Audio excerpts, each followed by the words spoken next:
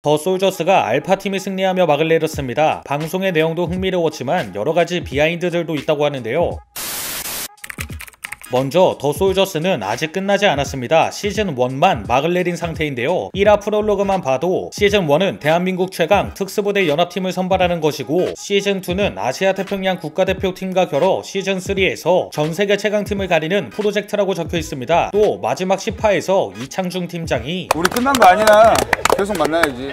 또 봐야 돼. 이제는 우리는 국가대표야. 또 말미에 알파의 도전은 계속됩니다라며 마무리되기도 하죠.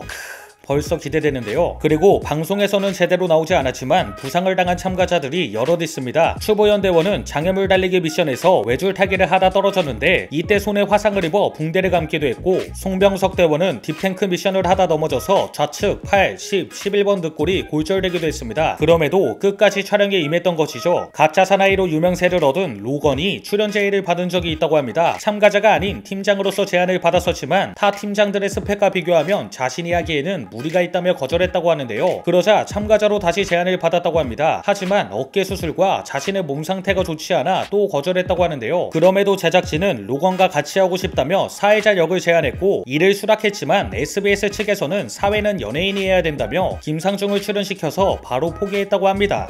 여담으로 사회자인 김상중은 촬영 전부터 모든 참가자들의 이름을 전부 외워서 첫날부터 이름으로 불렀다고 하며 같은 시간 취침, 같은 시간 기상을 했고, 이를 보고 감격을 한 대부분의 참가자들이 김상중은 더 솔저스의 아버지 같은 존재라고 말하기도 했습니다. 촬영은 총 10화 분량이 나왔습니다. 또 무지막지한 미션들로 참가자들의 체력을 갉아먹기도 했죠. 그러나 고작 5박 6일 동안만 촬영을 한 것이라고 하는데요. 이에 잠도 제대로 자지 못했다고 합니다. 또 9월 초에 촬영을 했음에도 불구하고 해상 미션을 제외한 대부분의 날이 흐려 제작진이 패딩을 사올 정도로 추웠다고 합니다. 단연코 더 솔저스의 숨은 영웅들은 제작진이라고 할 수 있습니다. 모자이크된 제작진들을 유심히 살펴보면 참가자들만큼 힘들었을 것 같은데요. 또 해상 미션에서 비켜! 앞에 비켜! 다급한 참가자들에게 조금 밀리기도 하고 홍범석을 따라가던 촬영 스텝이 꼬이기도 합니다. 오, 라임 지렸다.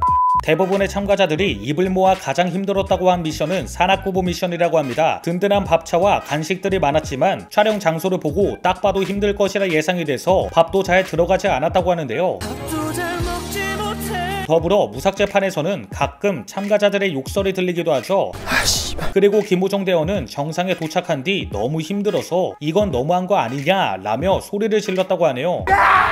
촬영을 하기 전 제작진에게 출연 제의를 받았던 참가자들이 있습니다. 먼저 찰리팀의 박세현 대원인데요. 전역을 한 뒤 유튜브 채널을 발전시키기 위해 노력하고 있었는데 더 솔저스 제작진 측에서 연락이 왔다고 합니다. 하지만 혼자 서울까지 올라가서 미팅을 하고도 떨어져서 촬영을 못하게 되면 답답한 기분이 들 것 같아 거절했다고 하는데요. 그러나 점차 시간이 흐르면서 혼자 유튜브 채널을 발전시키는 데에는 한계가 있을 것 같아 참가하게 되었다고 합니다. 또 알파팀의 김창한 대원도 자신의 CCT 선임 2명이 거절을 한 뒤에 자신에게 연락이 왔다고 합니다. 당시에는 공부를 하고 있어서 거절했지만 또 연락이 왔고 이에 또 거절했다고 하는데요. 그럼에도 제작진은 포기하지 않고 촬영 2주 전에 한 번 더 연락을 해서 참가해줬으면 좋겠다고 말했고, 이에 김창한 대원은 자신이 뭐라고 3번씩이나 불러주는 게 고마워서 참여하게 되었다고 합니다.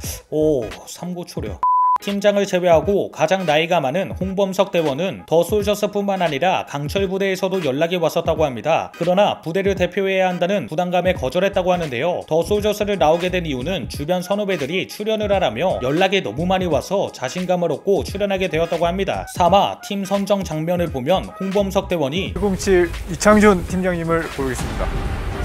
이렇게 홍범석 대원이 알파팀에 들어오자 김창한 대원이 활짝 웃고 있는 장면을 볼 수 있습니다. 이를 보고 많은 시청자들은 알파팀의 우승을 확신한 웃음이라 예상했지만 그런 의미가 아니라고 합니다. 사실은 김창한 대원은 홍범석 대원이 들어오면 자신이 밀려나서 떨어지게 되고 다른 팀을 선택해야 하는 줄 알고 부끄러워서 웃은 것이라고 하네요.